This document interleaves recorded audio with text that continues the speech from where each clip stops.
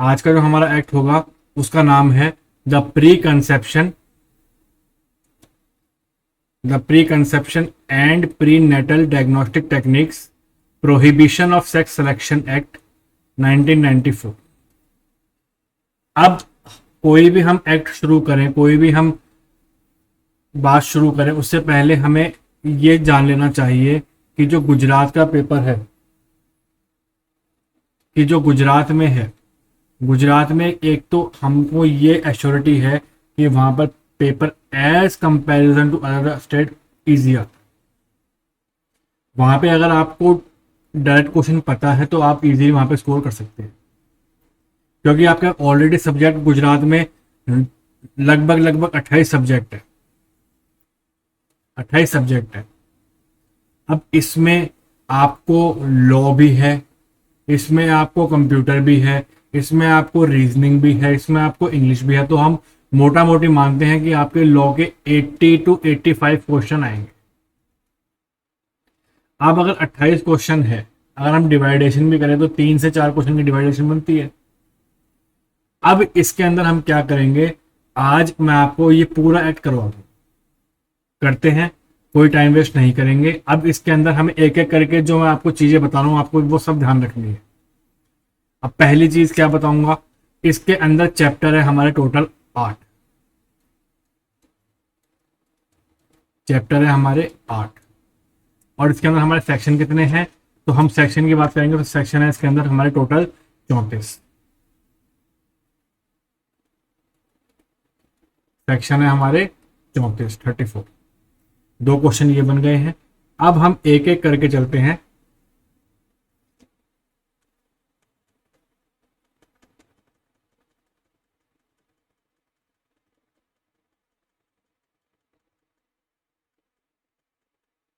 अब आ जाइए इस पे।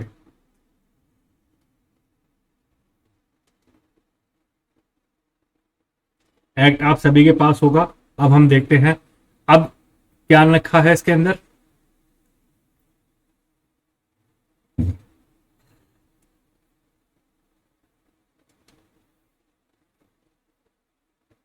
क्या नाम है इस एक्ट का, the pre conception and pre natal diagnostic techniques prohibition of sex selection act. अब ये एक्ट कौन से साल में आया था और ये कौन से नंबर का एक्ट है, तो ये आया था हमारा 1994 में, और ये 57 नंबर का एक्ट है। ये आपका एक क्वेश्चन बन गया यहाँ से।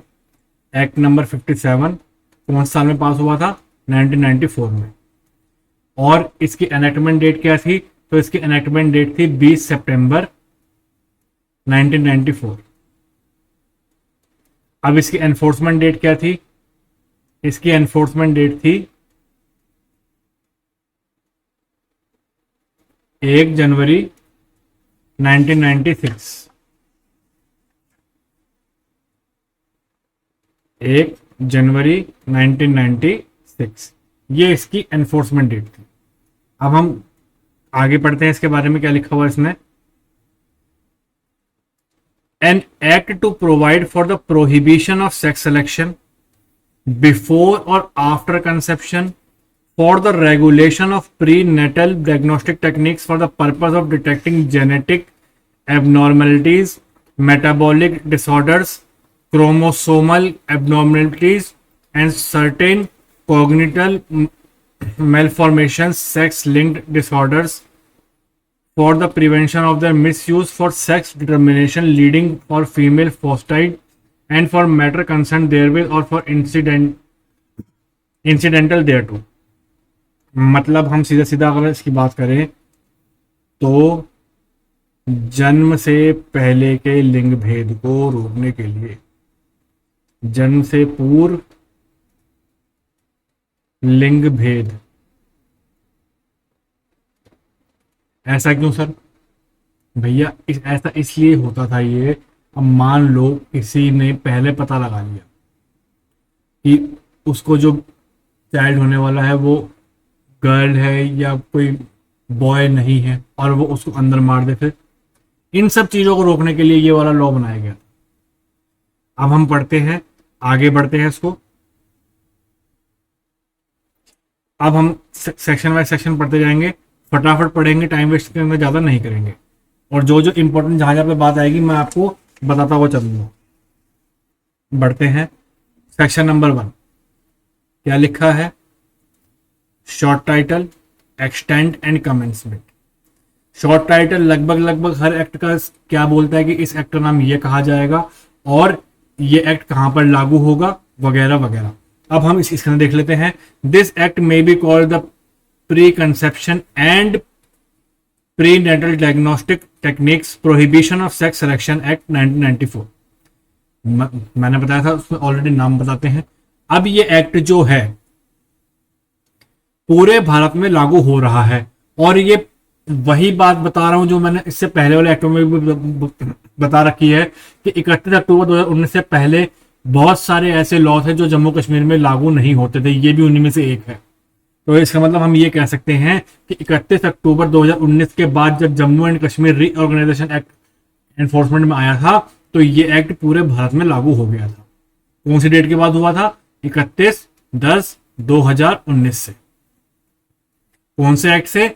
J&K रीऑर्गेनाइजेशन एक्ट से। यह बात आपको ध्यान रखनी है। अब हम देखते हैं। It shall come into force on such date as the central government may by notification in official gazette of. अभी मैंने बताया था इसकी तारीख क्या है एनफोर्समेंट की। कम इन एनफोर्स कहां हुआ था, कब हुआ था? 1 जनवरी 1996 को हुआ था। यह बात आपको ध्यान रहेगी। अब हम आते हैं हमारे अगले सेक्शन के ऊपर जो कि बात करता है डेफिनेशंस के ऊपर। अब हम देखते हैं डेफिनेशंस को। Section number 2 definitions. लगभग हर एक्ट में सेक्शन नंबर 2 डेफिनेशन की बात करता है। कुछ एक एक्ट ऐसे हैं जिसमें सेक्शन 2 डेफिनेशन नहीं है, जैसे एविडेंस एक्ट। एविडेंस एक्ट में सेक्शन 3 में डेफिनेशन है, तो ये बात भी आपको ध्यान रखनी है। अब हम आते हैं सेक्शन 2 डेफिनेशन। सेक्शन 2A क्या कहता है? Appropriate authority. एप्रोप्रिएट अथॉरिटी कौन होंगे? वो एप्रोप्रिएट अथॉरिटी जो कि अपॉइंट किए जाएंगे सेक्शन 17 के अंदर। तो आपको इसके अंदर एक ये बात ध्यान रखनी है, जो हमें सेक्शन 2A की डेफिनेशन दे रखी है एप्रोप्रिएट अथॉरिटी की, ये इसकी एक्चुअल डेफिनेशन हमें कहां गिवन है? इसी एक्ट के सेक्शन नंबर 17 के अंदर। और ये 17 में अभी हम आगे जाके पढ़ेंगे। आगे बढ़ते हैं। अगली डेफिनेशन है बोर्ड की। बोर्ड का मतलब क्या हुआ? सेंट्रल सुपरवाइजरी बोर्ड, जो कि हमें कहां दे रखा है? इसी एक्ट के सेक्शन नंबर 7 के अंदर। इसको भी अभी हम पढ़ेंगे। आगे बढ़ते हैं। Section BA 2BA। अब ये 2BA के आगे जो 4 लिखा है इसका मतलब क्या है? 2BA का मतलब है कि ये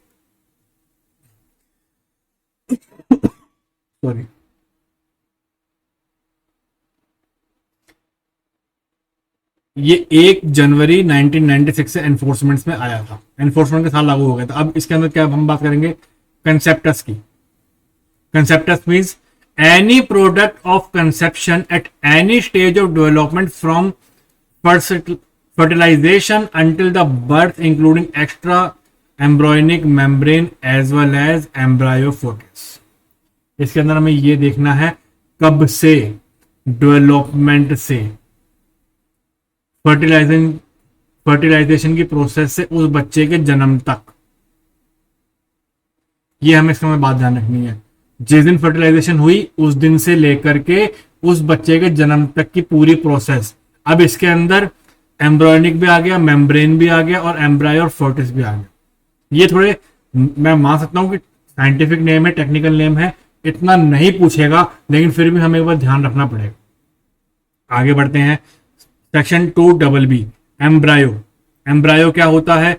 embryo means developing human organism after fertilisation till the end of 8 weeks. अब इसके अंदर इंपॉर्टेंट बात क्या है? एम्ब्रायो के अंदर आपसे क्या पूछ सकता है? अगर पूछेगा तो कितना पीरियड होता है, तो या तो होगा 8 वीक्स, और अगर आपसे डेट्स में पूछ लिया गया तो 45 डेज फर्टिलाइजेशन से।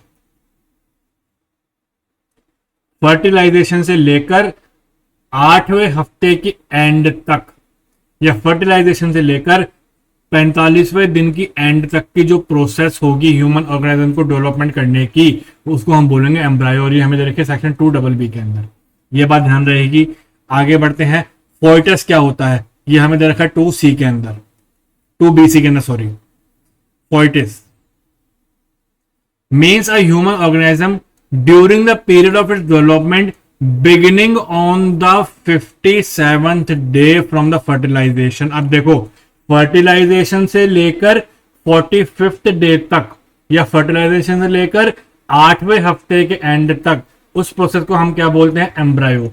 और जब फर्टिलाइजेशन हो गई उस दिन से लेकर 57वें दिन के बाद की प्रोसेस, 57वें दिन की बाद की प्रोसेस, उसको हम बोलेंगे कोइटस। और इसके अंदर क्या इंक्लूड नहीं होगा, excluding any time which development has been suspended ending at the birth. मतलब एम्ब्रायो फर्टिलाइजेशन से लेकर 8वें हफ्ते की एंडिंग तक या फर्टिलाइजेशन से लेकर 45वें दिन तक, ये हो गया एम्ब्रायो। अब 57वें दिन से लेकर एंडिंग प्रोसेस तक ये हो गया फर्टिस। ये बात ध्यान रहेगी, सिर्फ इतनी बात ध्यान रखनी है इसके अंदर। आगे बढ़ जाते हैं। और सेक्शन 2, सेक्शन 2C क्या लिखा है, जेनेटिक काउंसलिंग सेंटर। अब जेनेटिक काउंसलिंग सेंटर हो, जेनेटिक क्लिनिक हो, जेनेटिक लेबोरेटरी हो, इन सब को कंट्रोल करने के लिए ही ये एक्ट बनाया गया था। क्योंकि ये सब जो एक्टिविटी होती थी लिंग जांच की, जेंडर को चेक करने की, पहले जन्म से पहले चेक करने की, ये इन्हीं सब प्रेमाइसिस में होती थी। अब इन सब की एक्टिविटी को रोकने के लिए, इन सब की एक्टिविटी को कंट्रोल करने के लिए ये एक्ट बनाया गया। अब पहले ये देख लेते हैं 2C में क्या लिखा है, जेनेटिक काउंसिल सेंटर। मतलब कोई भी ऐसा इंस्टीट्यूट, कोई भी ऐसा हॉस्पिटल, कोई भी ऐसा नर्सिंग होम या कोई भी ऐसी अन्य प्लेस जहां पर, अब वो किसी भी नाम से हो सकता है, कोई भी XYZ नाम हो सकता है उसका, जहां पर जेनेटिक काउंसलिंग की जाती हो। मतलब इसके अंदर क्वेश्चन से ये पूछ सकता है कि genetic counselling centre includes what. तो इसमें हॉस्पिटल भी है, इसमें नर्सिंग होम भी है, इसमें कोई इंस्टीट्यूट भी है, या इसमें कोई ऐसी अन्य प्लेस भी है जिसका कोई भी नाम हो सकता है और जहां पर जेनेटिक काउंसलिंग होती हो अपने पेशेंट्स की, वो कहा जाएगा क्या, जेनेटिक काउंसलिंग सेंटर्स कहा जाएगा। ये बात ध्यान रहेगी। अब आगे बढ़ते हैं सेक्शन 2D के अंदर। अब जैसे जेनेटिक काउंसलिंग सेंटर होते हैं उसी तरीके से जेनेटिक क्लिनिक भी होते हैं। इसमें कोई बड़ी मुश्किल वाली बात नहीं है। देख लेते हैं एक बारी जेनेटिक क्लिनिक्स क्या कहते हैं। कोई भी ऐसा क्लिनिक, कोई भी ऐसा इंस्टीट्यूट, कोई भी ऐसा हॉस्पिटल, कोई भी ऐसा नर्सिंग होम, कोई भी अन्य प्लेस किसी भी नाम से हो, which are use for conducting pre natal diagnostic procedures. अब देखो सिर्फ एक फर्क है, अगर हम बात करें जेनेटिक काउंसलिंग सेंटर्स की तो वहां पर जेनेटिक काउंसलिंग होती है, सिर्फ काउंसलिंग होती है। और अगर हम बात करें जेनेटिक क्लिनिक्स की तो वहां पर प्री नेटल डायग्नोस्टिक होता है, उसकी सारी प्रक्रिया होती है। अगर हम बात करें काउंसलिंग सेंटर की तो वहां पर सिर्फ काउंसलिंग होगी, उनको समझाया जाएगा। और अगर हम बात करें क्लिनिक की तो वहां पर उसकी प्रोसेस पूरी होगी। ये बात ध्यान रहेगी। अब इसका एक्सप्लेनेशन देख लेते हैं। For the purpose of this clause genetic clinic includes, कोई भी ऐसा वाहन जिसके अंदर अल्ट्रासाउंड मशीन लगी हो, इमेजिंग मशीन लगी हो, स्कैनर लगा हो या कोई अन्य उपकरण लगे हों जिससे कि हम लिंग जांच कर सकें फोइटिस के पीरियड पे, या कोई भी ऐसे उपकरण, पोर्टेबल उपकरण जो छोटे हाथों में आ जाते हैं, ऐसे उपकरण कोई हो जिनके अंदर ये क्षमता हो लिंग जांच करने की ड्यूरिंग प्रेगनेंसी। ये प्रेगनेंसी के दौरान, जब उस बच्चे ने जन्म नहीं लिया है उससे पहले लिंग जांच वाली पोटेंशियल होनी चाहिए उपकरण के अंदर। और selection of sex before the conception is used. मतलब अब अभी हमने ऊपर क्या पढ़ा, हॉस्पिटल भी हो सकता है, नर्सिंग होम भी हो सकता है, क्लिनिक भी हो सकता है, कोई अन्य प्लेस भी हो सकती है। अब इसके अंदर साफ साफ कह दिया गया, सपोज कर लो एक कोई वैन है, एम्बुलेंस वैन है, पेशेंट एम्बुलेंस वैन है। अब उसके अंदर कोई ऐसी मशीनें लगी हुई हैं, उसके अंदर ये सब जांचें हो रही है, तो वो एम्बुलेंस भी क्या मानी जाएंगी, जेनेटिक क्लिनिक मानी जाएंगी। ये बात ध्यान रहेगी। आगे बढ़ते हैं, जेनेटिक लेबोरेटरी पे आ जाओ। 2E जेनेटिक लेबोरेटरी क्या कहती है। Genetic laboratory means and include a place where facilities and are provided for conducting analysis or test of sample received for genetic clinics. अब उस जेनेटिक क्लिनिक में होने वाली जो प्रोसेस है उससे संबंधित कोई टेस्ट हो, उनको करने वाले जो प्रीमाइसेस होगी उसको हम बोलेंगे जेनेटिक लेबोरेटरी। अब जैसे हम ऊपर पढ़ के आए थे कि कोई एक ऐसा वाहन जिसके अंदर वो मशीन लगी हुई है वो वो क्या कहलाई जाएंगी, जेनेटिक लेबोरेटरी कहलाएंगी। वही सेम बात इसकी में भी लिखी हुई है, देख लेते हैं। For the purpose of this clause genetic laboratories include the place where an ultrasound machine, imaging machine, scanner or other equipment capable of determining the sex of the fetus or a portable equipment which has been positioned for detection of sex during pregnancy or selection of sex before conception। Same बात है, कोई दिक्कत वाली बात नहीं है इसके अंदर। अब आगे बढ़ते हैं ऑफ सेक्शन 2F, जाइनेकोलॉजिस्ट। जाइनेकोलॉजिस्ट एक ऐसा पर्सन जिसके पास क्या है, पोस्ट ग्रेजुएट क्वालिफिकेशन है। किसके अंदर, इन जाइनेकोलॉजी और ऑब्स्टेरिक्स। ऑब्स्टेरिक्स में और जाइनेकोलॉजी के अंदर जिसके पास क्या है, पोस्ट ग्रेजुएशन क्वालिफिकेशन है, वो क्या होगा, जाइनेकोलॉजिस्ट होगा। कोई दिक्कत नहीं है, आगे बढ़ते हैं। 2G medical geneticist includes a person.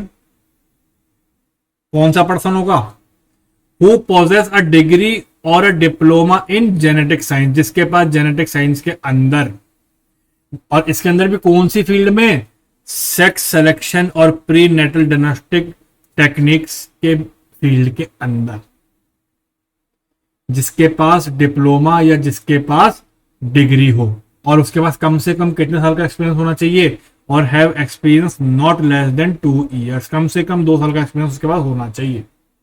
तो उसको हम क्या बोलेंगे, मेडिकल जेनेटिक्स। आगे बढ़ते हैं।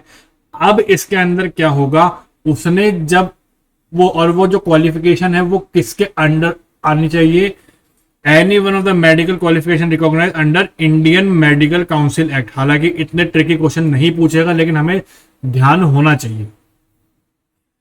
अब post graduate degree in biological sciences. आगे बढ़ते हैं। पीडियाट्रिशियन कौन होते हैं, means a person who poses a post graduate qualification in paediatrics. अब देखो, अभी हमने पीडियाट्रिशियन को देखा, तो इसके पास भी कौन सी होनी चाहिए, पोस्ट ग्रेजुएट होनी चाहिए। किस में होनी चाहिए, पीडियाट्रिक्स में होनी चाहिए। अब देखो अल्फाबेट सेम है, क्वालिफिकेशन और प्रोफेशन ठीक है। अब ऊपर में आ जाओ दोबारा एक बारी, क्या है प्रोफेशन इसका, जेनेटिक्स है ना, तो इसके बाद डिग्री कौन सी होनी चाहिए, इसी की होनी चाहिए। अब इससे भी ऊपर आ जाओ,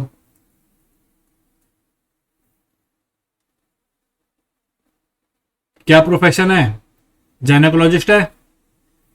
क्या चाहिए, पोस्ट ग्रेजुएट चाहिए। किस में चाहिए, जाइनेकोलॉजी में चाहिए। ये बात ध्यान रहेगी, इजी इजी है। आगे बढ़ते हैं।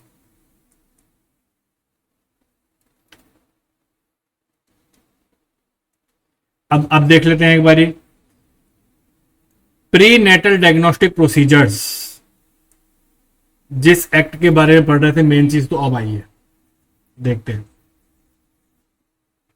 Means all gynecological, obstetrical or medical procedures such as ultrasonography, phoetoscopy, taking or removing sample of amniotic fluid, chorionic villi, embryo, blood or any other tissue or fluid of a man or of a woman before or after conception for being sent to genetic laboratory, genetic clinic for conducting any type of analysis or prenatal diagnostic tests, selection of sex before or after conception।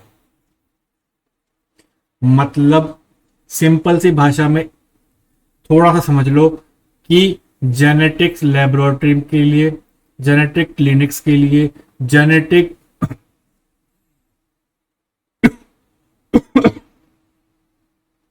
इन सब के अंदर कोई भी खून की जांच हो, tissue की जांच हो, चाहे मेल हो फीमेल की हो, लेकिन वो किससे पहले होनी चाहिए?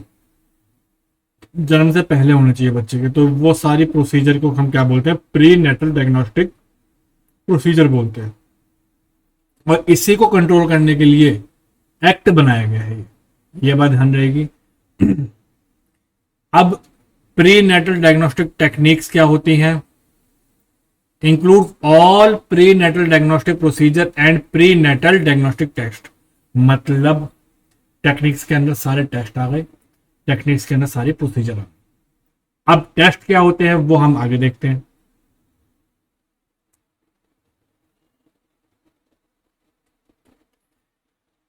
क्या लिखा है? प्री नेटल डायग्नोस्टिक टेस्ट क्या होते हैं?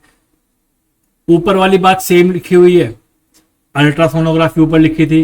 कोई भी अन्य टेस्ट, कोई भी एनालिसिस हो, किसका? एमनियोटिक फ्लूइड का, क्रोनिक विली का, ब्लड का, किसी टिश्यू का टेस्ट हो, किसी फ्लूइड का टेस्ट हो, किसकी? प्रेग्नेंट वुमेन की। कंडक्ट टू डिटेक्ट जेनेटिक और मेटाबॉलिक डिसऑर्डर्स, क्रोमोसोल एबनॉर्मलिटीज, कॉग्निटल एबनॉर्मल्स,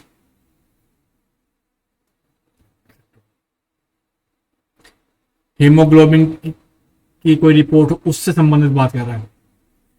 प्रिस्क्राइब, जो कि इस रूल के अंदर है। रजिस्टर्ड मेडिकल प्रैक्टिशनर कौन होंगे? जो कि हमें कहां दे रखे हैं? सेक्शन 2H ऑफ किसका? इंडियन मेडिकल काउंसिल एक्ट का। उसके अंदर जो भी आएगा वो होगा रजिस्टर्ड मेडिकल प्रैक्टिशनर। रेगुलेशन क्या होते हैं? जो कि बोर्ड बनाती है। बोर्ड हम कहा अभी क्या पढ़ के आए थे? 2B के अंदर पढ़ के आए थे। अभी हम आगे भी पढ़ेंगे सेक्शन 7 के अंदर। आगे चलते हैं।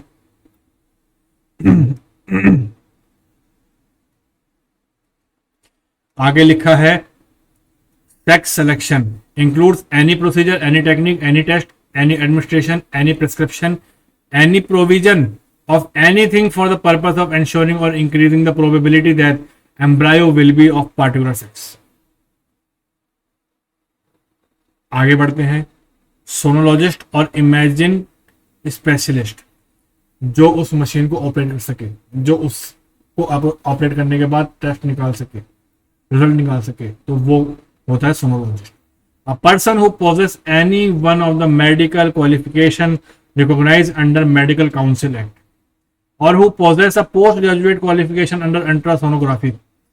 वही बात है, क्या है? पोस्ट सोनोलॉजिस्ट किसमें चाहिए? अल्ट्रासोनोग्राफी में चाहिए। और कौन सी पोस्ट चाहिए? पोस्ट ग्रेजुएशन चाहिए इसको। आगे बढ़ते हैं। स्टेट बोर्ड, स्टेट बोर्ड हमें कहां दे रखा है? सेक्शन 16A के अंदर। अब इसको हम किस नाम से जानते हैं? स्टेट सुपरवाइजरी बोर्ड और यूनियन टेरिटरी सुपरवाइजरी बोर्ड। अगर वो स्टेट में है तो इस नाम से होगी, अगर वो किसी केंद्र शासित उसमें है, प्रदेश में है, तो वो यूटी से जानी जाएगी। सिंपल सी बात है। अब state government in relation to union territory with legislature means administrator of a union territory appointed by the president of India under article 239 of constitution. आगे बढ़ते हैं। चैप्टर 2 आगे हमारा चैप्टर 2 हमारा बात करता है regulation of genetic counselling centres, genetic laboratories and genetic clinics. अभी मैंने आपको बताया था इन तीनों की एक्टिविटी कंट्रोल करने के लिए, किस किस की? जेनेटिक काउंसलिंग सेंटर्स की, जेनेटिक लेबोरेटरीज की और जेनेटिक क्लिनिक्स की। इनकी एक्टिविटी को कंट्रोल करने के लिए एक्ट बनाया गया था। अब देखते हैं एक बार सेक्शन 3 क्या कहता है? Regulation of genetic counselling centres, genetic laboratories, genetic clinics. अब एक एक करके देखते हैं इसको। On and from the commencement of this act, जिस दिन से ये एक्ट लागू हो गया है, 1 जनवरी 1996 से जब ये एक्ट लागू हो गया था, उस दिन से क्या होगा? देखो एक एक करके। No genetic counselling centre, no genetic laboratories, no genetic clinics unless registered. जब तक कि ये तीनों प्रेमाइसिस या तीनों में से कोई एक प्रेमाइसिस जो भी काम कर रही हैं वो क्या नहीं हो? रजिस्टर्ड नहीं हो, तब तक वो क्या नहीं कर सकते? shall conduct, shall associate, shall help, or include in any activities regarding prenatal diagnostic techniques. क्या बोल दिया गया? यदि कोई जेनेटिक काउंसलिंग सेंटर, यदि कोई जेनेटिक लेबोरेटरी, यदि कोई जेनेटिक क्लिनिक, अगर वो इस एक्ट के अंदर रजिस्टर्ड नहीं है तो वो प्रीनेटल डायग्नोस्टिक टेक्निक्स की किसी भी एक्टिविटी में इन्वॉल्व नहीं हो सकते. नॉट वेदर डायरेक्टली और नाइदर इनडायरेक्टली. साफ साफ बोल दिया कि अगर आपको ऐसी एक्टिविटी करनी है, प्रीनेटल एक्टिविटी करनी है, तो आपको इस एक्ट के अंदर रजिस्टर्ड होना ही पड़ेगा. काम खत्म. Subsection 2. No genetic counselling centre, no genetic laboratories, no genetic clinic shall employ or cause to be employed or take any services of any person whether on honorary basis or on payment basis who does not possess the qualification of any of the prescribed. साफ साफ बोल दिया गया है कि भैया भले ही आपने ऊपर वाली, चलो आपने खुद को रजिस्टर्ड करवा लिया, लेकिन खाली रजिस्टर्ड करवाने से कुछ नहीं होगा. जो आप आदमी रख रहे हो उस काम को करवाने के लिए, उसके पास वो क्वालिफिकेशन होनी चाहिए. अगर आपने सोनोग्राफी वाला रखा है तो उसके बाद अल्ट्रासोनोग्राफी की पोस्ट ग्रेजुएशन की डिग्री होनी चाहिए. और जो भी पोस्ट ग्रेजुएशन अभी हम पढ़ के आए थे वो सब डिग्री उसके पास होनी चाहिए. अगर वो उस प्रोफेशन का है तो, अगर नहीं है तो आप उसको काम पे नहीं रख सकते. चाहे वो सैलरी बेसिस पे हो, चाहे किसी भी बेसिस पे आप उसको नहीं रख सकते. साफ साफ कह दिया गया. आगे बढ़ते हैं. No medical geneticists, gynecologist, pediatrician, registered medical practitioner or any other person shall conduct or cause to be conduct or aid in conducting by himself or through any other person any prenatal diagnostic techniques at the place other than the place registered. अब ये अभी हमने पहले में क्या पढ़ा था कि इन तीनों में से किसी को भी अगर आपको काम चालू करना है तो पहले आपको खुद को रजिस्टर करवाना पड़ेगा.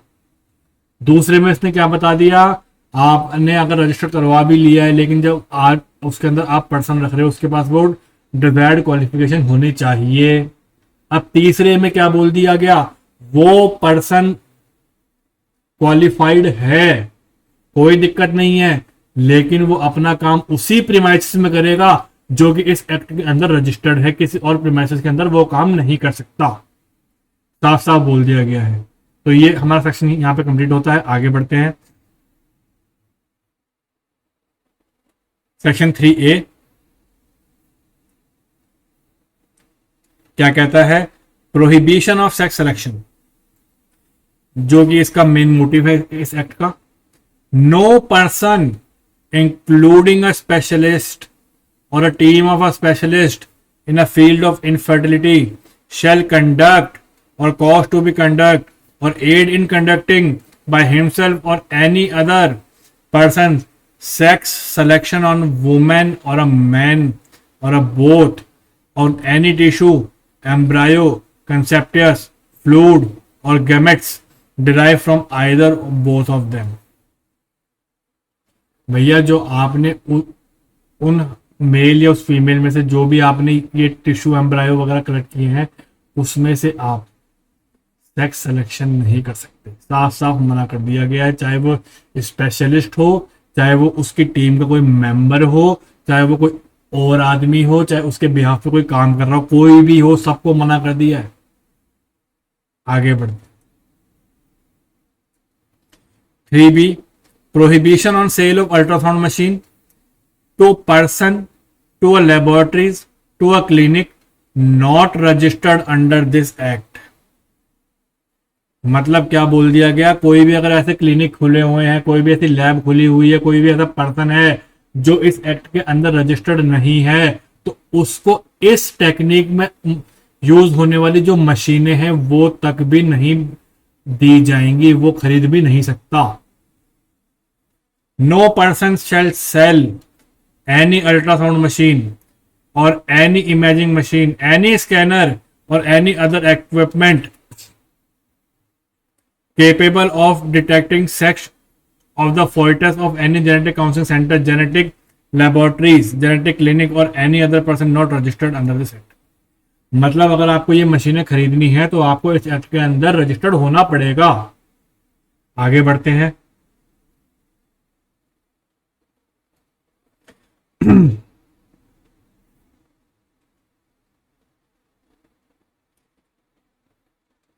Chapter number 3, regulation of pre natal diagnostic techniques. Chapter number 3 कहता है regulation of pre natal diagnostic techniques. Section number 4, regulation of pre natal diagnostic techniques. अब देखो, on and from the commencement of this act, इस act के लागू होने के बाद, clause 1, no place including a registered genetic counselling centre, genetic laboratories, genetic clinic shall be used or caused to be used by any person for conducting prenatal diagnostic centers except for the purpose specified in clause 2 after satisfying any of the condition under specified under clause 3। मतलब क्या बोल दिया? ऊपर तो हम पढ़ के आए थे कि अगर आपको ये काम करना है तो आपको रजिस्टर्ड होना पड़ेगा, लेकिन यहाँ पे इसने ये भी बोल दिया कि भैया रजिस्टर्ड होगा। इसका मतलब ये नहीं कि आप काम कर ही सकते हो, आपको ये वाला काम करने से पहले जो सेक्शन 4 क्लॉज 2 और 3 के अंदर कंडीशन दे रखी है उसको सेटिस्फाई करना पड़ेगा, उसके बाद ही आप कर सकते हो। मतलब ये जो कंडीशन है ये सीवियर कंडीशन है, इस कंडीशन में ही आप ये काम कर सकते हो, इसके अलावा नहीं कर सकते। अब ये कंडीशन क्या क्या है वो देख लेते हैं। Clause 2, no pre natal diagnostic technique shall be conducted except, किस कंडीशन में की जा सकती है? For the purpose of detection any of the following abnormalities. मतलब ये बोल दिया गया कि ये जो भी टेक्निक्स है प्रीनेटल वाली, ये किस कंडीशन में की जा सकती है, साफ साफ बता दिया है। देख लो, पहली कंडीशन क्रोमोसोमल एबनॉर्मलिटीज, ये आपको याद रखनी पड़ेगी, ऐसे पूछ सकते हैं। दूसरी कंडीशन जेनेटिक मेटाबॉलिक डिसीजेस, इसमें हम कर सकते हैं। हीमोग्लोबिनोपैथीज, इसमें भी हम कर सकते हैं। सेक्स लिंक्ड जेनेटिक डिसीज, इसमें भी हम कर सकते हैं। कॉग्निटल एबनॉर्मलिटीज, इसमें भी हम कर सकते हैं। और एनी अदर एबनॉर्मलिटीज और disease may be specified by the central supervisory board। और हम ये कहां पढ़ेंगे अभी? सेक्शन 7 में। और कहां पढ़ के आए हैं? सेक्शन 2B के अंदर। ये बात ध्यान रहेगी। मतलब अभी हमने ये देख लिया कि ये प्री नेटल टेक्निक्स कहां हम यूज कर सकते हैं। तो ये कंडीशन है 5, इनको आप याद रखना। आगे बढ़ते हैं।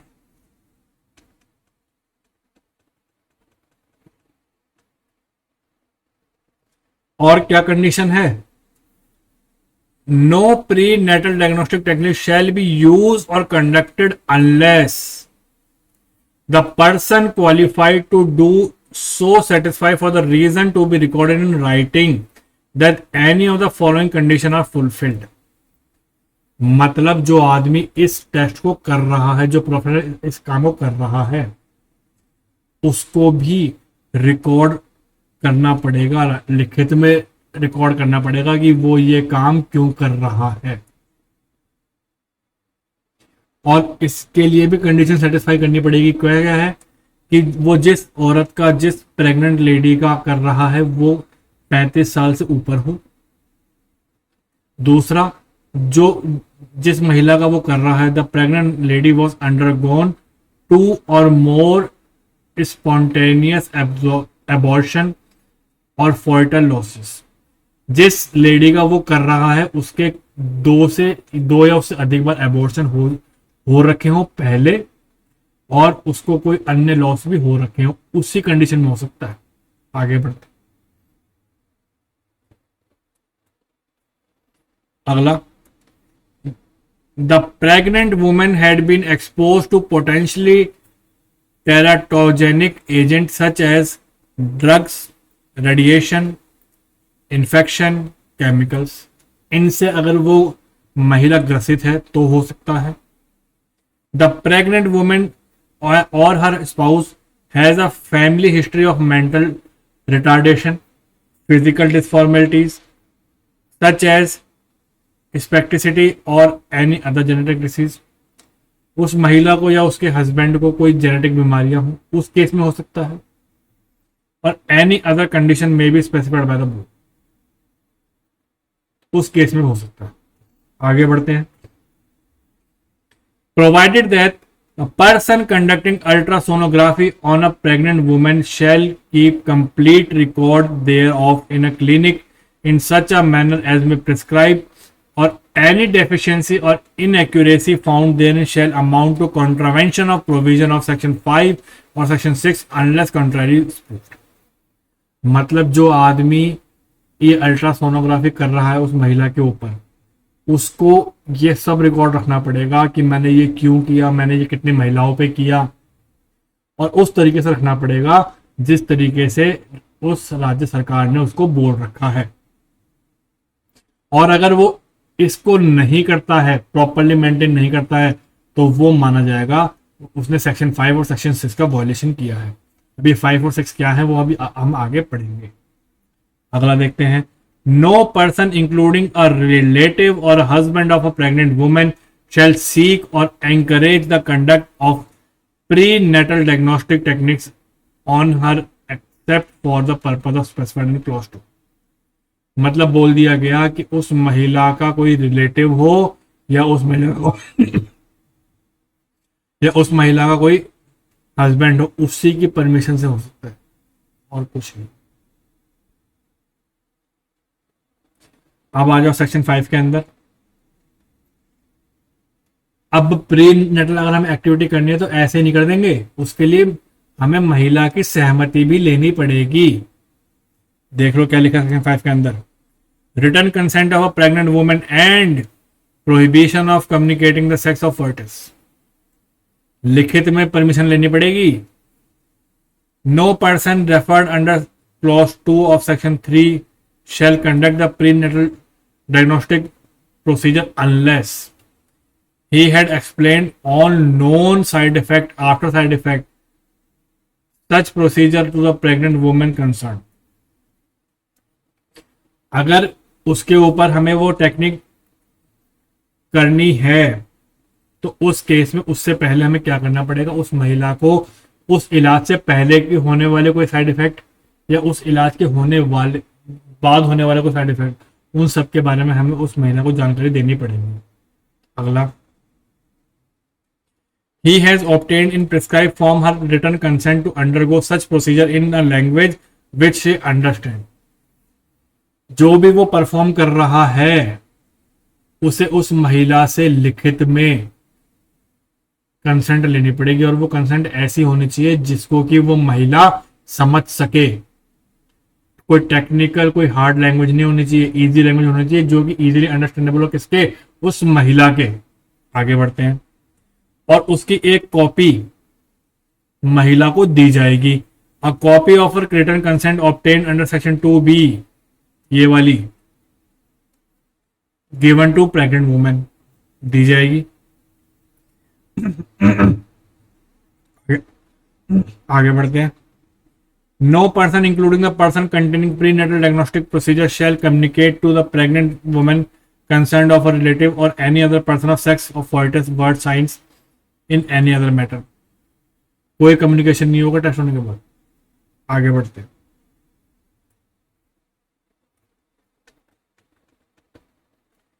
Section 6 determination of sex prohibited. अब इसमें भी वही बात है, इस एक्ट के लागू होने के बाद क्या नहीं होगा, कोई भी ये तीनों बातें क्या नहीं कर सकती. Shall conduct, cause to be conduct in it centre lab और clinic pre natal diagnostic techniques including ultrasonography for the purpose of determining of sex foetus. नहीं कर सकती. आगे. B. No person shall conduct और cause to be conduct any pre natal diagnostic techniques including ultrasonography for the purpose of determining foetus. नहीं कर सकते। Same same बातें आ रही हैं, कोई हार्ड नहीं है। आगे बढ़ते हैं। No person shall whether means cause to और allow to cause selection of sex before after conception.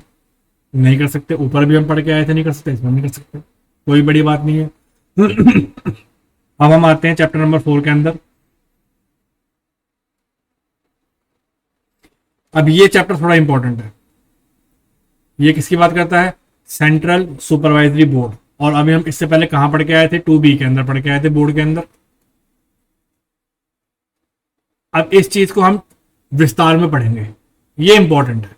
आगे बढ़ते हैं। Section 7 constitution of central supervisory board. क्या लिखा है? The central government shall constitute a board to be known as central supervisory board to exercise powers and perform functions conferred under the board of this act. कौन बनाएगी? केंद्र सरकार बनाएगी। पहला important बात, कौन बनाएगी? सेंट्रल सुपरवाइजरी बोर्ड केंद्र सरकार बनाएगी। अब इस बोर्ड के अंदर कौन कौन आदमी होंगे? पहले तो इसके अंदर होगा चेयरमैन। चेयरमैन होगा। अब वो चेयरमैन कौन होगा? Minister in charge of ministry of और department of family affairs. Ministry of family affairs का मिनिस्टर कौन होगा? सेंट्रल सुपरवाइजरी बोर्ड का चेयरमैन होगा, एक्स ऑफिशियल चेयरमैन होगा। और इसके अलावा और कौन कौन होंगे? तो इसके अलावा एक होगा वाइस चेयरमैन। अब ये वाइस चेयरमैन कौन होगा? ये होगा secretary to the government of India. Government of India का है, किसी स्टेट का नहीं बोला है, गवर्नमेंट ऑफ इंडिया है, जो कि इंचार्ज होगा डिपार्टमेंट ऑफ फैमिली अफेयर्स का। चेयरमैन कौन हुआ? डिपार्टमेंट ऑफ फैमिली अफेयर्स का मिनिस्टर। वाइस चेयरमैन कौन हुआ? उसी डिपार्टमेंट का सेक्रेटरी। दो बातें हो गई। आगे बढ़ते हैं। इन दोनों के अलावा, चेयरमैन और वाइस चेयरमैन के अलावा, 3 अन्य मेंबर्स होंगे। कौन अपॉइंट करेगा? केंद्र सरकार करेगी। और क्या है ये? Represent the ministry of central government in charge of women and child development. ऊपर वाले किसके थे? फैमिली अफेयर्स के।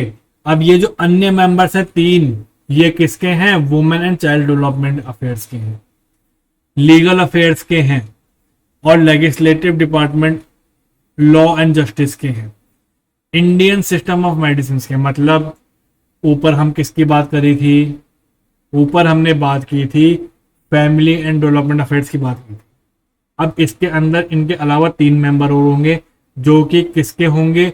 Ministry of women and child development के होंगे, ministry of law and justice के होंगे और इंडियन सिस्टम ऑफ मेडिकल के होंगे।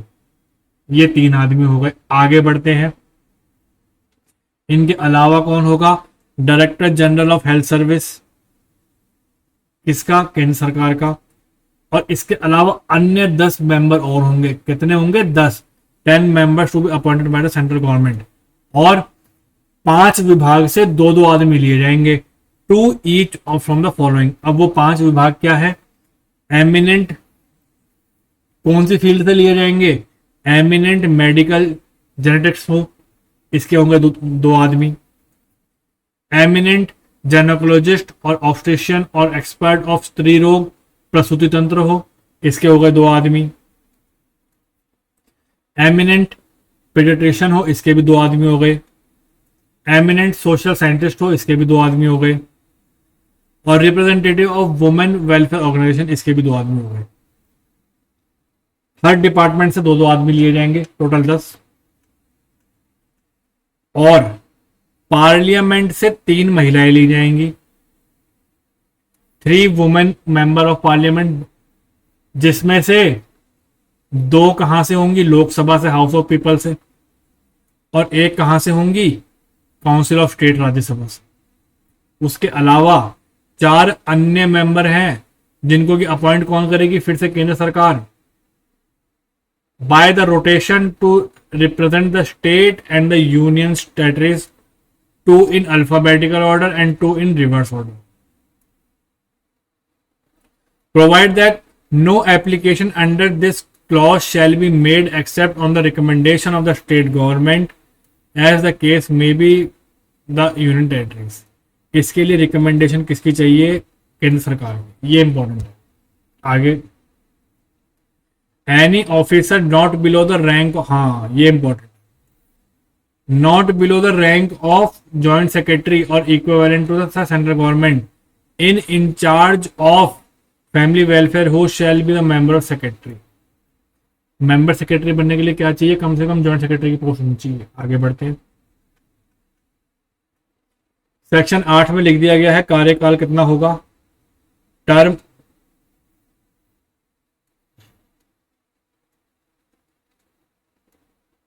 टर्म और ऑफिस ऑफ मेंबर्स, क्या कार्यकाल होगा। कोई भी ऐसे member other than ex officio member हैं, एक्स ऑफिशियो अभी हम जो ऊपर पढ़ के आए थे वो सारे एक्स ऑफिशियो थे, उनके अलावा कोई भी अगर कोई मेंबर है तो उनका कार्यकाल कितना होगा, अब देखते हैं। In case of appointment under section 7 subsection 2 clause ई और एफ, इनका कार्यकाल होगा 3 साल। अब एक बार दोबारा देख लेते हैं ऊपर क्या लिखा था।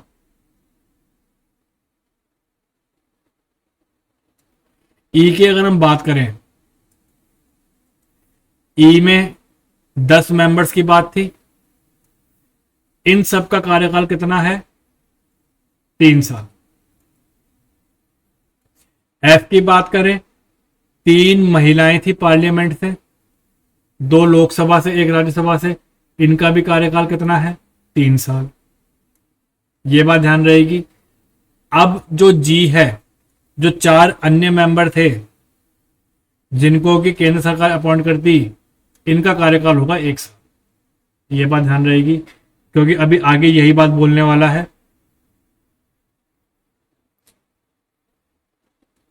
Provided that the term of the office of the member under clause F of subsection 2 of section 7 shall come to an end as soon as the member become the minister। हाँ, अब जो हम बात कर रहे हैं E और F में, अगर उनमें से कोई ऐसा मिनिस्टर, जो कोई ऐसा पर्सन है जो मिनिस्टर बन गया, जो कोई जिसको कोई और पार्लियामेंट्री पोस्ट मिल गई, मिनिस्टर ऑफ स्टेट बन गया, डेप्यूटी मिनिस्टर बन गया, स्पीकर बन गया, डेप्यूटी स्पीकर बन गया लोकसभा का, डेप्यूटी चेयरमैन बन गया राज्यसभा का, तो जैसे ही वो उस पोस्ट पे पहुंच गया तो उसकी जो ये सेक्शन 7 वाली पोस्ट है वो ऑटोमेटिकली सीध हो जाएगी, वो छोड़नी पड़ेगी। ठीक है, आगे अभी मैंने आपको वो बताया था, in case of appointment under clause जी, तो इसका कार्यकाल होगा 1 साल। ये बात ध्यान रहेगी। आगे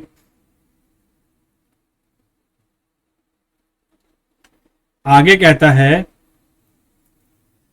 in if a casual vacancy occurs in the office of any of the member whether by the reason of death, by the reason of resignation, by the reason of inability, by the reason of illness or other incapacity, such vacancy shall be filled by the central government। कोई एक ऐसा member है जो death हो गई, अपने function नहीं कर पा रहा, बीमार चल रहा है बहुत ज्यादा, इस्तीफा दे दिया हो और उसके बाद उसकी पोस्ट खाली पड़ी है, तो उसकी पोस्ट को भरने का काम किसका है, केंद्र सरकार का।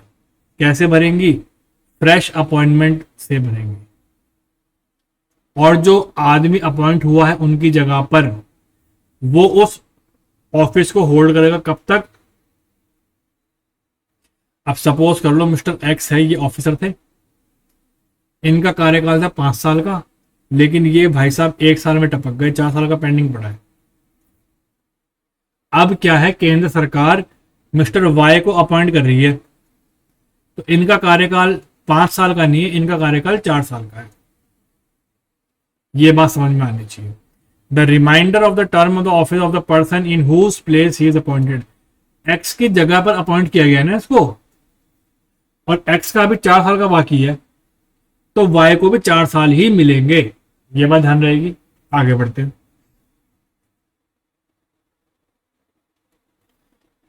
The vice chairman shall perform such function as may be assigned to him by the chairman from time to time. Vice chairman साहब करते रहेंगे, कोई दिक्कत नहीं है।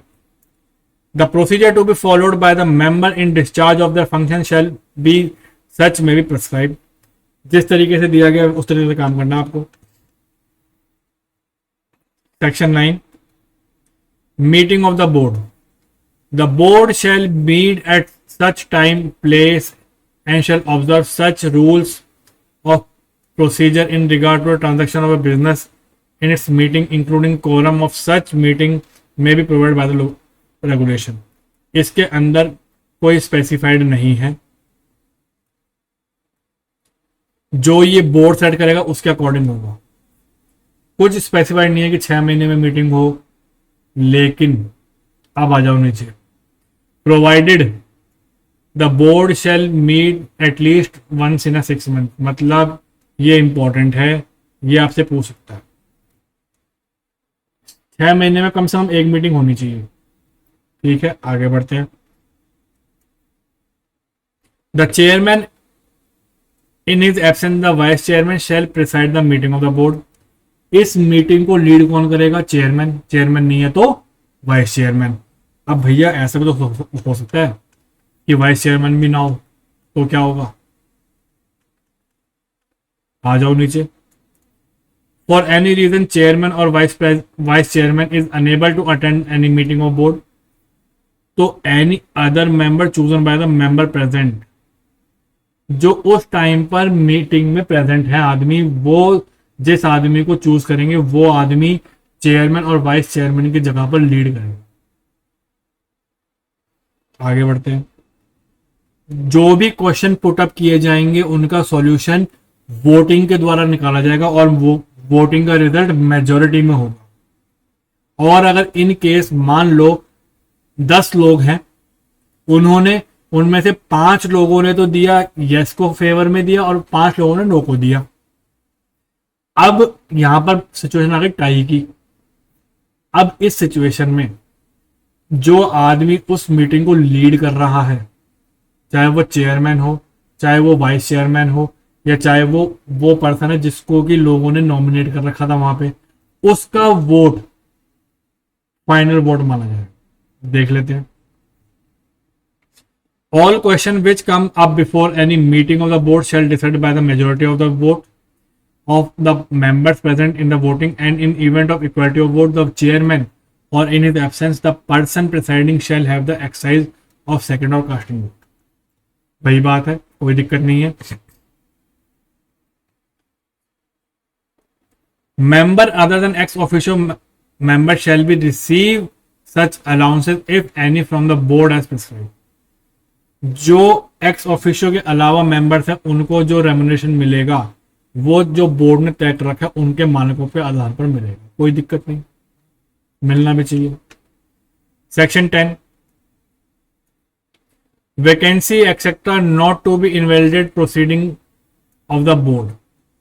अब कई बार ऐसे हो जाता है कि आपने अपॉइंटमेंट कर दी, लेकिन उस बोर्ड के अंदर वो पावर नहीं थी कि वो उसको अपॉइंट कर सके, लेकिन फिर भी अपॉइंट कर दिया। तो हम उस पॉइंट पे उस जो आदमी अपॉइंट हुआ है उसकी काबिलियत में हम शक नहीं कर सकते, क्योंकि उसे नहीं पता था। ये गलती बोर्ड की, उस आदमी की नहीं है। देख लेते हैं। नो एक्ट और proceeding of the board shall be invalidated merely because of, किस कारण से? एनी वैकेंसी इन और any defect in constitution of the board. अगर उस बोर्ड के मेंबर एलिजिबल नहीं है तो इस बात से कोई फर्क नहीं पड़ेगा कि जो आदमी अपॉइंट किया है वो एलिजिबल है या नहीं है। Any defect in the appointment of a person acting in a member of a board, कोई दिक्कत नहीं है। Any irregularity in the procedure of the board not affecting the merits of the case. भैया गलती बोर्ड की है ना, आदमी की तो नहीं है। अब बोर्ड अगर सक्षम नहीं हो रहा तो इसमें आदमी क्या करेगा? तो वो जो अपॉइंटमेंट्स है वो किसी भी तरीके से खारिज नहीं की जाएगी, साफ साफ कर दिया। आगे बढ़ते हैं। Section 11, temporary association of a person with the board और a particular person purpose. The board may associate with itself or in such a manner for such purpose as may be determined by the regulation. Any person whose assistance or advice it may be desired in carrying out the provision in this act. किसी की भी अगर राय की जरूरत पड़ती है board को किसी एक्ट को करने में, किसी काम को फुलफिल करने में, तो वो उस आदमी की असिस्टेंस ले सकती है, कोई दिक्कत वाली बात नहीं। A person associated with it by the board under section 1 for any person shall have the right to take part in the discussion relevant। अब भैया आप जिसकी असिस्टेंस ले रहे हो तो उसको आप पार्टिसिपेशन का अधिकार भी दोगे। ऐसा थोड़ी है कि आप उससे सिर्फ राय ले रहे हो, उसको कुछ बोलने नहीं दोगे।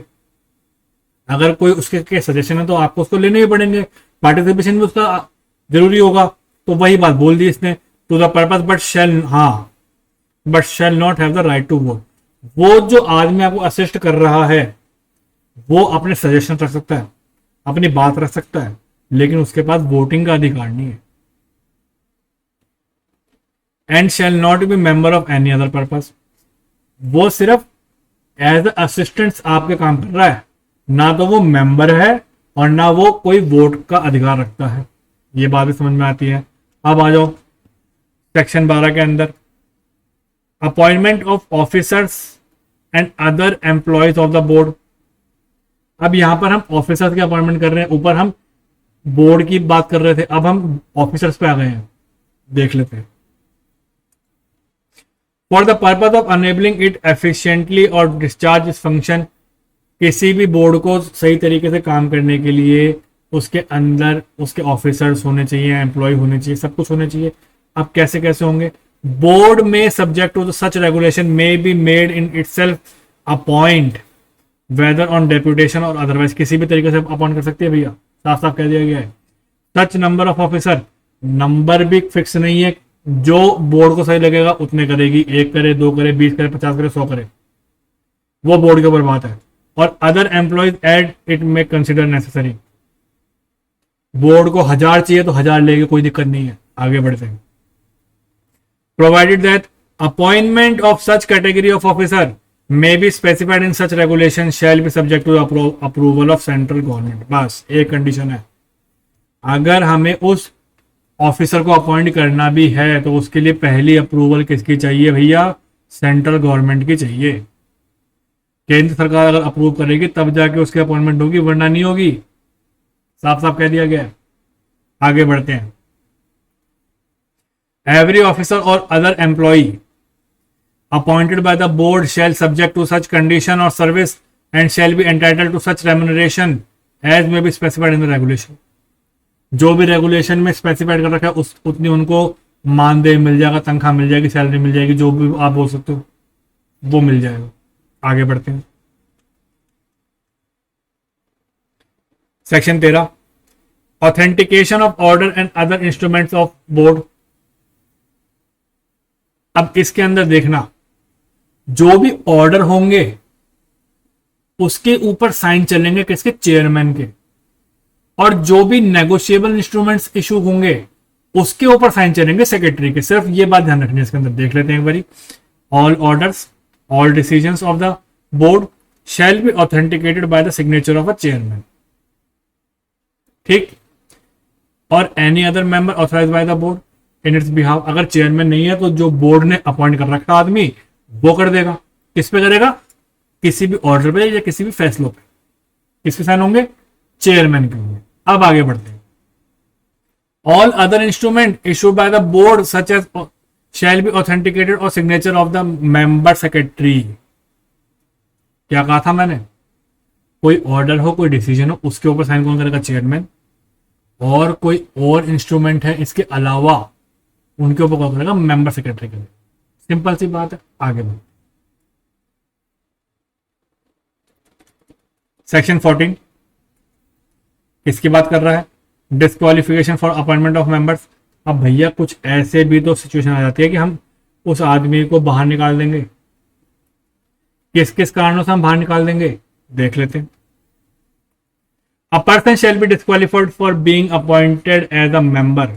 किस किस कारणों से? If he convicted and sentenced for imprisonment for offense which is open of the central government involve moral turpitude।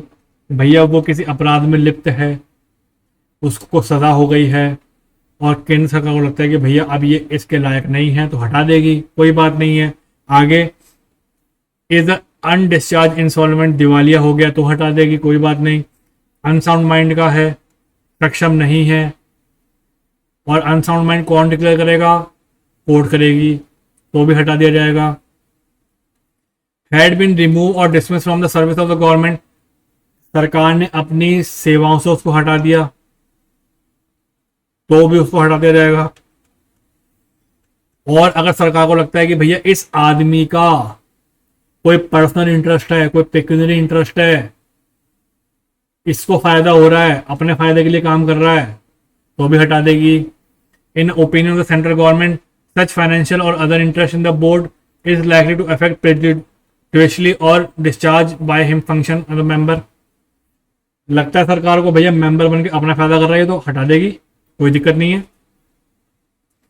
और has in the opinion of the central government has been associated with the use of promotion of pre natal diagnostic techniques for the determination of the sex or any other suppression techniques. जहां सरकार को लगे कि भैया ये तो वही काम कर रहा है जो हम इस एक्ट को लाए थे इस काम को ना करने के लिए। मान लो वो इसका मेंबर बन गया और इस एक्ट का काम क्या था कि ये एक्टिविटी नहीं होनी चाहिए, लेकिन ये तो जानबूझ के कर रहा है, तो उस केस के अंदर भी क्या होगा? हटा दिया जाएगा। सिंपल सी बात है। अब आ जाओ सेक्शन 15 के अंदर।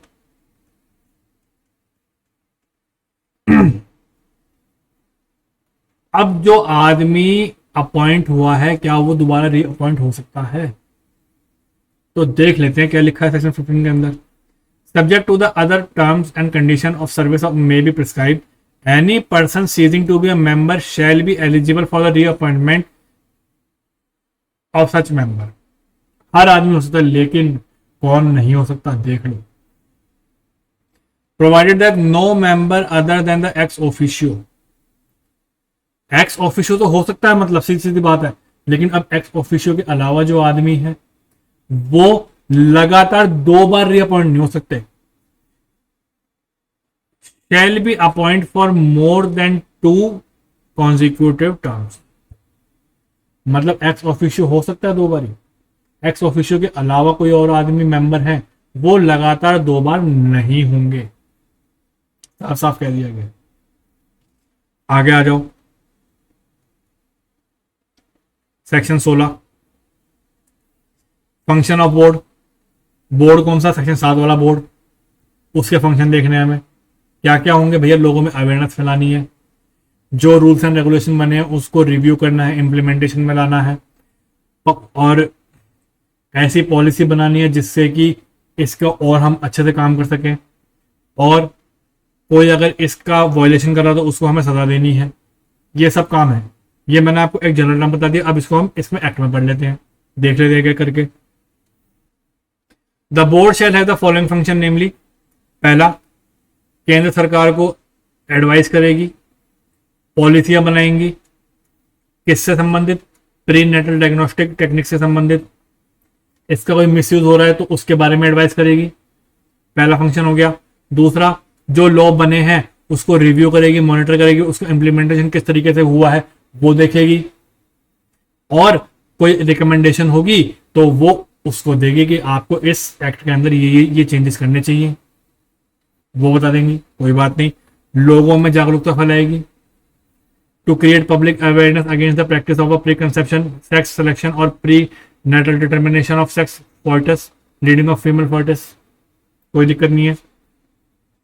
To lay down code of a conduct to be observe by the person working at a genetic counselling centre, genetic laboratories और जेनेटिक क्लिनिक, भैया जो वहां पे काम कर रहे हैं उसके लिए भी रूल्स एंड रेगुलेशन कोड बनाए जाएंगे। भैया आपको काम इस तरीके से करना है, ऐसे नहीं करना है, वो सारे नियम कायदे कानून बनाए जाएंगे, कोई दिक्कत नहीं है। आगे आ जाओ।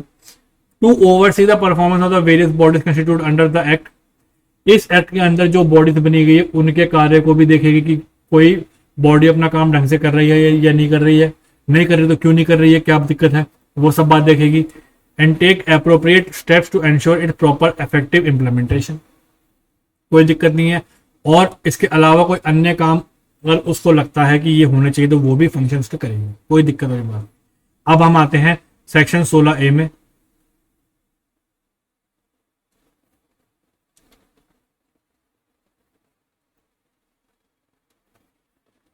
Section 16A, constitution of state supervisory board and union territory supervisory board.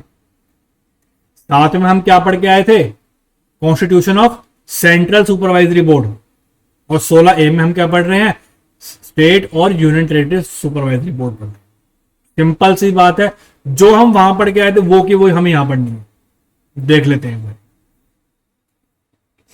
Each state and union territory having legislature shall constitute a board to be known as State Supervisory Body और Union Territory Supervisory Board। क्योंकि वो central का था तो उसको हम उसके नाम के आगे हमने लगा दिया सेंट्रल, सेम सी बात है, कोई दिक्कत नहीं है। पहला बात, क्या फंक्शन होंगे, अभी उसके क्या फंक्शन थे, लोगों में जागरूकता फैलाना, इसका भी है। To create public awareness against the practice of pre conception sex selection and pre natal determination of sex foetus, same बात है, उसमें सेंट्रल लेवल पे था, इसमें स्टेट लेवल पे है, कोई दिक्कत नहीं। आगे, to review the activity of the appropriate, हाँ उसके अंदर उसका था लार्ज में था, इसके अंदर जो रिव्यू करेगा वो अप्रोप्रिएट अथॉरिटीज का करेगा, जो उस राज्य के अंदर है, वो अपने फंक्शन ढंग से कर रहे हैं नहीं कर रहे।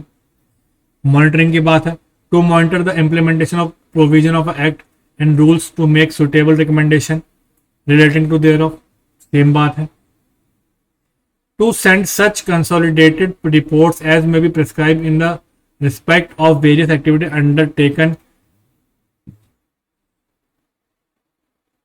in the state under the act of the board of the central government and any other function, इसमें भी कोई दिक्कत नहीं है।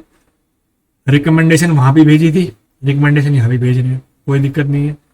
अब देखते हैं, सेंट्रल का हमने बोर्ड देखा था, अब हम इसका बोर्ड देखेंगे, देख लो। स्टेट बोर्ड शेल कंसिस्ट, उसमें चेयरमैन कौन था, जो सेंट्रल गवर्नमेंट की मिनिस्ट्री है हेल्थ एंड फैमिली वेलफेयर, उसका मिनिस्टर था। अब यहां पे जो उस राज्य सरकार की मिनिस्ट्री होगी उसका होगा, मिनिस्ट्री सेम है, बस वहां पर सेंटर का था, यहां पर स्टेट का है, बस। A, the minister in a charge of health and family welfare in the state who shall be a chairman, chairman ministry same है, बस ये स्टेट की और वो सेंटर की थी। वाइस चेयरमैन भी सेम है, सेक्रेटरी इंचार्ज, बस वो सेंटर का था और ये स्टेट का है। सेक्रेटरीज और commissioner in charge of department of women and child development social welfare law, ये भी ऑलमोस्ट सेम है, सब सेम है। Director of health and family welfare in Indian system of medicine and homoeopathy of a state government, same बात है, बस वो वहां पर हमने बात की थी सेंटर की, यहां पर हम बात कर रहे हैं स्टेट की, कोई भी फर्क नहीं है अभी तक। 3 women members of legislative assembly और लेजिस्लेटिव काउंसिल, हाँ यहां देखो वहां पर भी 3 वुमेन थी, लेकिन वहां पर 2 थी लोकसभा की, 1 थी राज्यसभा की, और यहां पर 3 वुमेन है, तो यहां पर किसकी है, लेजिस्लेटिव असेंबली की है और लेजिस्लेटिव काउंसिल। सेंटर वाले केस में 2 लोकसभा की थी और 1 राज्यसभा की थी, ये बात याद रखना। उसमें भी 10 लोग थे, इसमें भी 10 लोग हैं, देख लो। 10 members to be appointed by the state government, out of which 2 each shall from the following categories, categories भी सेम है। eminent social scientist and legal expert, eminent woman activist from the non-NGO, eminent gynecologist और obstetrician जो कि किसकी expert हो, स्त्री रोग की और प्रसूति तंत्र की, eminent pediatrician हो, eminent रेडियोलॉजिस्ट हो, सेम क्वालिफिकेशन। आगे बढ़ते हैं। An officer not below the rank of joint director in a charge of family welfare who shall B member of secretary, वही सेम बात। अब यहां पर वहां पर क्या लिखा था, 6 महीने में कम से कम एक मीटिंग होनी चाहिए, यहां पर कम से कम 4 महीने में एक मीटिंग होनी चाहिए। The state board shall meet at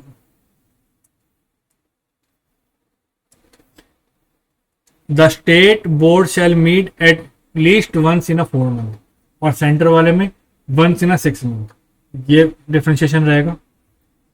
the term of the office of the member other than the ex officio shall be 3 years, वहां पर भी था। If a vacancy in the office of any member other than ex officio member it shall be filled by making fresh appointment, वहां पर भी appointment होनी थी, यहाँ पर भी हो रही है, कोई दिक्कत नहीं है। If a member of a legislative assembly or a member of a legislative council who is a member of a state board becomes a minister or a speaker or a deputy speaker or legislative assembly chairperson, deputy chairperson, he shall seize the member।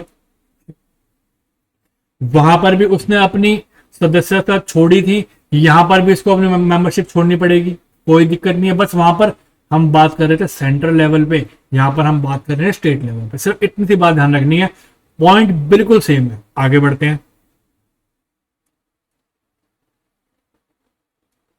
वहां पर जो quorum था वो fix नहीं था, लेकिन यहां पर कोरम फिक्स है, ये एक डिफरेंशिएशन वाली बात है। 1/3 of the total number of a member of a state board shall constitute a quorum, वहां पर ऐसी कोई बात नहीं थी, तो स्टेट के केस में हमें याद रखना है कितना कोरम बनेगा, 1/3 बनेगा। आगे, द स्टेट बोर्ड में co-opt a member as and when required provided that the number of co-opt member does not exceed 1/3, वहां पर को ऑप्ट की बात नहीं थी, यहां पर बात है, और मैक्सिमम कितने हो सकते हैं, 1/3 हो सकते हैं। ये एक डिफरेंशिएशन है इन दोनों में। आगे, the co-opted member shall have the same power and function as other member except right to vote.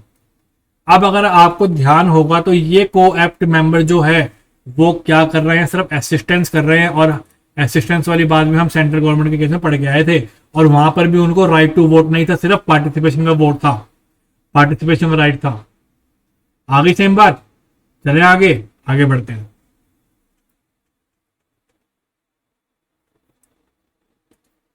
Chapter 5 appropriate authority and advisory committee, देख लेते हैं इसको भी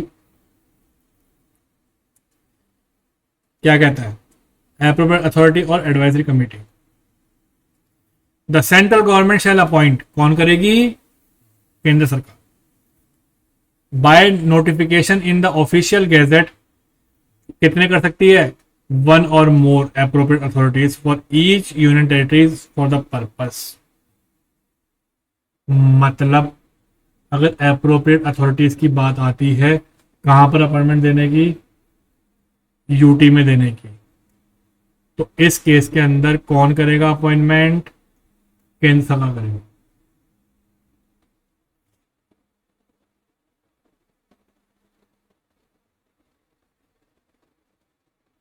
अपॉइंटमेंट कौन करेगा, केंद्र सरकार। और अगर यही अपॉइंटमेंट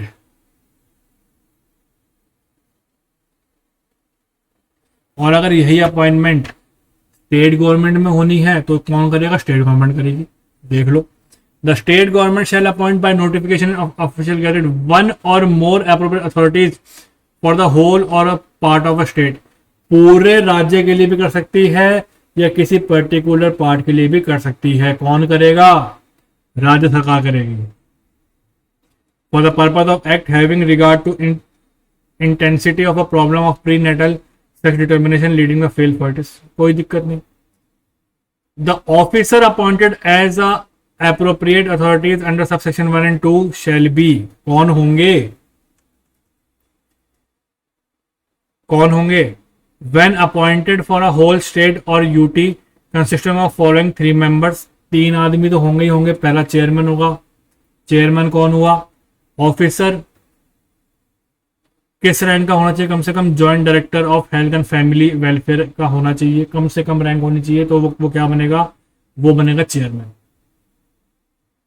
आगे, एक एमिनेंट वुमेन रिप्रेजेंटेटिव हो, एक लॉ डिपार्टमेंट का ऑफिसर हो, उस कंसर्न स्टेट का और उस कंसर्न यूटी का। तो ये होगा 3 आदमी। Provided that it shall be the duty of the state और UT concern to constitute a multi member state और UT level appropriate.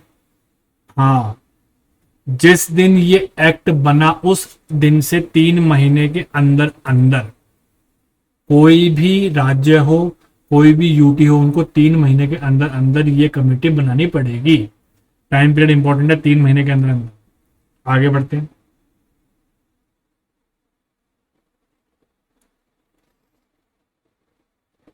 Provided further that any vacancy occurring therein shall be fulfilled within 3 months. कोई vacancy उसको भी 3 महीने भरना है, कोई दिक्कत नहीं है। When appointed for any part of the state or UT, such other rank as the state government or the central government case में भी मैं deem fit कहीं भी भेज सकती है।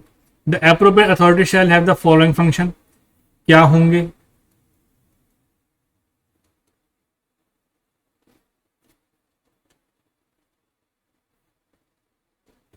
यहां से हम अगले वीडियो में करेंगे।